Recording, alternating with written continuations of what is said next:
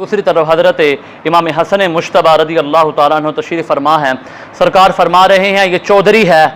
یہ سردار ہے، یہ سید ہے، امت پر ایک وقت آئے گا کہ امت دو گروہوں میں تقسیم ہو جائے گی، لیکن یہ چودھری، یہ میرا بیٹا، یہ سردار ان دو گروہوں کے درمیان جو ہے وہ فیصلہ کر دے گا، ان دونوں کے درمیان صلح کروا دے گا۔ پھر زمانے نے دیکھا کہ حضرت امام حسن رضی اللہ تعالی عنہ نے حضرت علی کرم اللہ وجہہ الکریم کے وصال کے بعد حضرت امیر معاویہ رضی اللہ تعالی عنہ سے صلح کر لی۔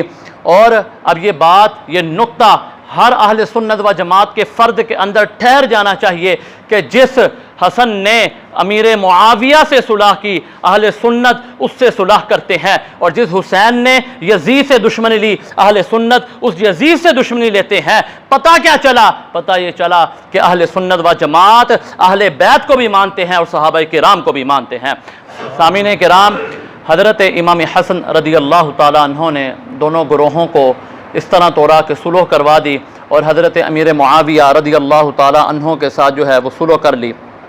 اب بعض لوگوں کا یہ دعویٰ بھی ہے کہ حضرت امیر معاویہ رضی اللہ تعالیٰ عنہ کا جو ہے وہ اہل بیت کے ساتھ تعلق، اہل بیت کے ساتھ سلوک وہ درست نہیں تھا۔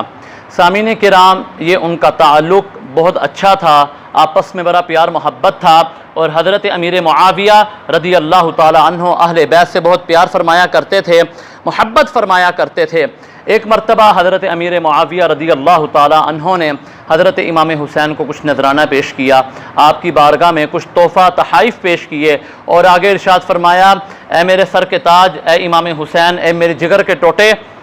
یہ نذرانہ کم ہے، آئندہ اگر اللہ نے چاہا میں تجھے اس سے بڑھ کر نذرانہ پیش کروں گا، میں اس سے بڑھ کر تیری خدمت کروں گا۔ کہ جو آج لوگ یہ دعویٰ کرتے ہیں کہ حضرت امیر معاویہ اہل بیت کے خلاف تھے، تو یہ دلیل ہے اس بات پر کہ جتنی محبت امیر معاویہ اہل بیت سے کرتے تھے، جو آج کے دور میں کوئی دوسرا شخص کسی سے نہیں کر سکتا، یہ اہل بیت اور حضرت امیر معاویہ رضی اللہ تعالیٰ عنہ کی آپس کی محبت تھی۔ سامعین کرام، بعض لوگوں کا دعویٰ تو یہ بھی ہے کہ حضرت امیر معاویہ رضی اللہ تعالیٰ عنہ حضرت علی کے خلاف گالیاں دیتے تھے، اور نعوذ باللہ من ذالک، اللہ کی پناہ، کہ حضرت علی کرم اللہ وجہہ الکریم بھی اس کے خلاف جو ہے وہ اٹھ کھڑے ہوئے۔ بالکل ایسا نہیں ہے، تاریخ تو اس کے برخلاف ہے، یہ ان کی عقل کی سوچ ہے، یہ ان کی عقل پر پردہ ہے، یہ ان کی آنکھوں کے آگے پردہ ہے کہ ان کی سوچ گندگی کی طرف جا رہی ہے۔ سامعین کرام، سرکار صلی اللہ علیہ وآلہ وسلم نے حضرت امیر معاویہ اور حضرت علی کی محبت کو اس طرح بیان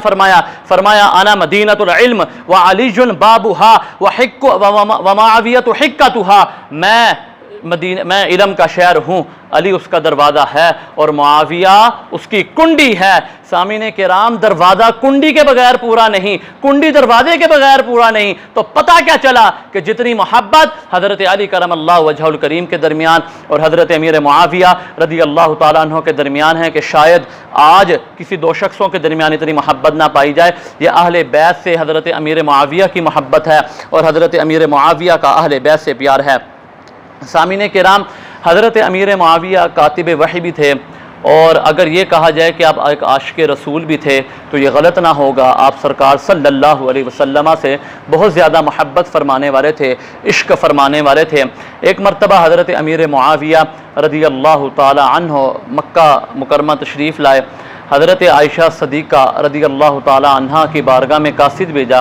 اور عرض کیا، اما جان، اے عائشہ، مجھے سرکار صلی اللہ علیہ وسلم کا جو ہے وہ جو جبہ مبارک ہے اور جو تبرکات ہیں وہ بیچ دیجیے، میں دیکھنا چاہتا ہوں، میں ان کی خوشبو سونگھنا چاہتا ہوں، میں اس کو چومنا چاہتا ہوں۔ پھر آپ مکہ مکرمہ گئے تو حضرت عبداللہ بن عمر، حضرت عمر رضی اللہ تعالیٰ عنہ کے بیٹے، وہاں سے ان سے ملاقات ہوئی اور ان سے بھی گزارش کی، کیا مجھے بتلائیے کہ سرکار صلی اللہ علیہ وآلہ وسلم نے کس جگہ نماز پڑھی تھی، میں اس جگہ کو چومنا چاہتا ہوں، میں اس جگہ کو سینے سے لگانا چاہتا ہوں، میں اس جگہ نماز پڑھنا چاہتا ہوں۔ کہ جو آج لوگ دعویٰ کرتے ہیں کہ حضرت امیر معاویہ فلاں ہیں، حضرت امیر معاویہ کی زبان ایسی ہے، میں نے کہا تیری زبان گندی ہے، تیرے خون میں گندگی ہے، جتنا پاک معاویہ ہے آج کے دور میں اس جیسا پاک کوئی شخص ہو ہی نہیں سکتا۔ یہ حضرت امیر معاویہ رضی اللہ تعالی عنہ کی شان ہے۔